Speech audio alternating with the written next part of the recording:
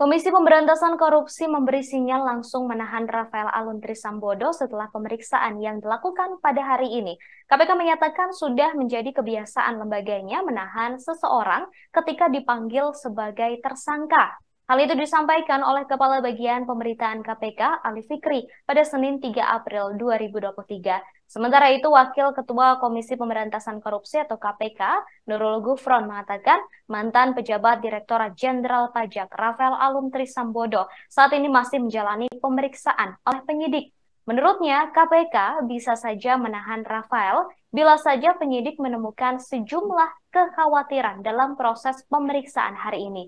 Gufron pun menjelaskan bahwa setidaknya ada 3 hal yang dipertimbangkan penyidik sebelum memutuskan menahan seorang tersangka. 3 hal itu adalah kekhawatiran tersangka melarikan diri, mengulangi perbuatannya, serta menghilangkan alat bukti. Oleh sebab itu, KPK masih menunggu hasil pemeriksaan mengenai potensi terjadinya kekhawatiran tersebut pada kasus Rafael Alun. Diketahui Rafael hari ini diperiksa penyidik sebagai tersangka kasus dugaan gratifikasi senilai puluhan miliar rupiah. KPK menduga Rafael menerima gratifikasi selama 12 tahun sejak 2011 hingga 2023 dalam kapasitasnya sebagai pemeriksa pada Direktorat Jenderal Pajak.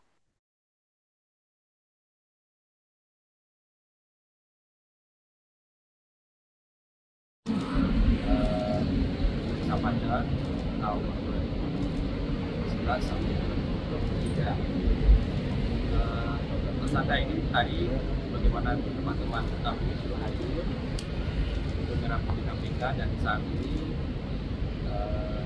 langsung sudah pemeriksaan ya sebagai tersangka tentunya oleh penyidik KPK. Tadi banyak yang bertanya juga terkait dengan materinya apa yang akan ditanyakan ya.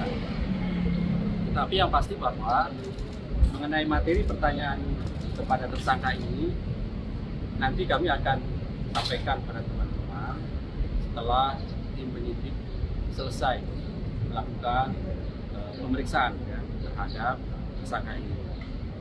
Tetapi antara lain beberapa hal yang pasti nanti kemudian dikonfirmasi pada tersangka ini, antara lain misalnya kemarin kan tim penyidik melakukan penggeledahan ya di rumahnya, menemukan beberapa tas ya, yang juga merek-merek yang terkenal itu gitu ya, yang jumlahnya puluhan, kurang lebih 70-an.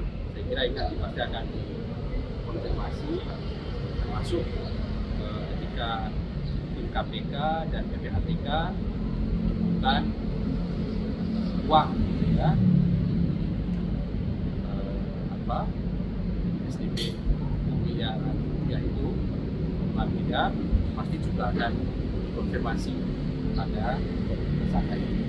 Tetapi yang pasti terhadap tersangka kami pastikan dalam proses-prosesnya juga kami berikan hak-haknya dia sebagai tersangka ya.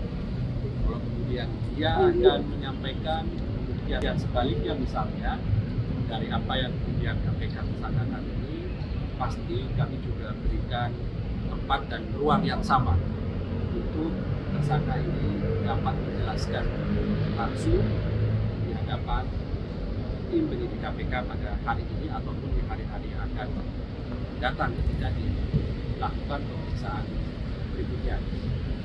Tadi ada pertanyaan juga, apakah hari ini juga akan dilakukan penahanan misalnya terhadap tersangka ini?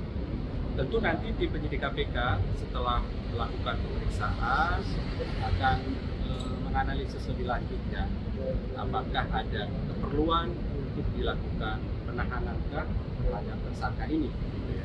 Tetapi yang pasti perlu kami sampaikan, teman-teman juga tahu bahwa hampir tidak ada kemudian orang yang ditetapkan sebagai tersangka oleh KPK tidak dilakukan penahanan. Terima kasih sudah nonton. Jangan lupa like, subscribe, dan share ya.